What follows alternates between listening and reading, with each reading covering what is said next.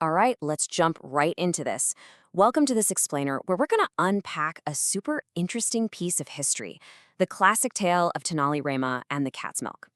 Now, at first glance, this just sounds like a fun, simple fable, but as we're about to see, it actually holds some razor-sharp insights into governance, resource distribution, and how totally sweeping top-down administrative decisions can just completely miss the mark when it comes to reality on the ground. So let's kick things off with a totally absurd question. Can a cat's milk actually change a state's policy? I mean, on the surface, it sounds like a joke, right? Why on earth would state-level decisions revolve around a house pet's diet? But if we look closely at this story, we'll see exactly how a simple bowl of milk, which was originally just meant to empower a feline hunter, literally forced a powerful ruler to stop, reflect, and completely overhaul how he ran his kingdom. Okay, part 1, the massive rat terror. Let's look at a kingdom in crisis. To understand how we even get to that crazy question, picture this. The state is suddenly hit by a massive, and I mean massive, explosion in the rat population. This wasn't just, a minor nuisance in the basement. We're talking total chaos. Rats destroying grain stores, spreading disease, causing absolute panic in the streets and homes of the citizens. When an infestation hits this hard and fast, the public obviously looks straight to the throne for an immediate, decisive fix. And that brings us to the king's unique order. King Krishnadevaraya decides on a very structured, large-scale bureaucratic response. Look at this logic here in these 3 steps. Step 1, provide a cat for every single house to hunt the rats. Step 2, give every house a cow. Step 3, feed the cow's milk to the cat so it gets super strong and highly motivated to hunt those rats. I mean, from a high-level administrative perspective, sitting up in a palace, this is flawless logic, right? You have a problem, you deploy a biological solution, and you give citizens the resources to fuel it. Unsurprisingly, everyone in the kingdom blindly followed these strict new rules. Well, almost everyone. Let's take a look at Tenali Rama's trick. Here is where things get genuinely fascinating. The kingdom's resident genius, Tenali Rama, decides to take a totally different kind of rebellious approach. On day 1, the very first day he gets his government-issued cat and cow, he does something completely unexpected. Instead of nurturing the cat like every other obedient citizen, he takes a bowl of dangerously hot boiling milk and places it directly in front of the eager animal. Now think about the psychology here. The cat goes in for a delicious meal, instantly burns its mouth on the hot liquid, and just bolts in absolute terror. It's a visceral reaction. Actually, it's a textbook case of classical conditioning. From that single moment of pain, Tenali instilled a permanent fear of milk in that animal.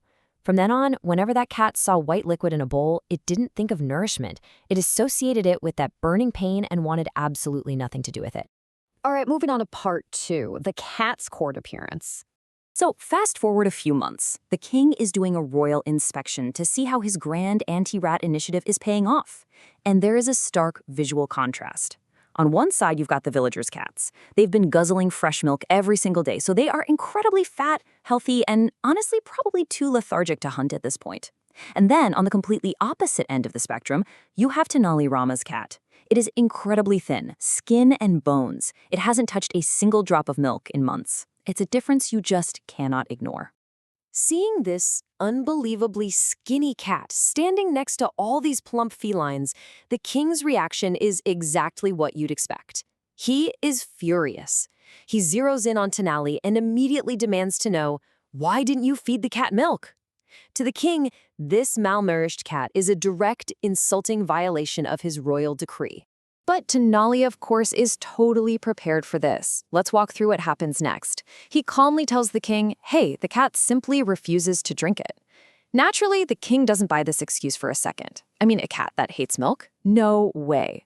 So the skeptical king decides to test this theory himself. He personally places a bowl of cool, fresh milk on the floor. And here is the grand payoff of Tenali's trick. The cat takes one look at the milk, that day 1 trauma is triggered, and it instantly sprints away, absolutely terrified. The king is just left standing there, completely stunned by an animal fleeing from its favorite food. Which brings us to a very, very important lesson. The physical comedy of the king watching a cat run away from a bowl of milk is pretty funny, but the tone shifts really quickly here. We move from a clever prank to the real purpose of this setup. Tenali finally reveals his motive. He looks right at the king and says, Maharaj, many poor children in the state are not getting milk, while daily milk is arranged for cats. Wow, That right there is the crux of this entire explainer. Tenali orchestrated this whole elaborate scenario just to point out a fatal flaw in the state's resource allocation. He was exposing a harsh reality. The king's top-down mandate had blindly guaranteed luxury, high-quality nourishment for animals, while actual human beings, vulnerable, starving children, were going completely without. Tenali literally used a traumatized cat to pop the king's administrative bubble and forced him to look at the actual human cost of his spreadsheets and decrees. It's an absolute masterclass in speaking truth to power. Now, to his credit, King Krishnadevaraya was known as a wise ruler for a reason. He doesn't lash out in anger at being tricked. He actually gets it. Realizing the massive unintended consequences of his sweeping policy, he deeply understands the wisdom in Tenali's words and immediately pivots. He officially reforms the state's resource management system, redirecting the milk and the cows to better serve his people, specifically those hungry kids. He ensures that human welfare finally takes precedence over pest control.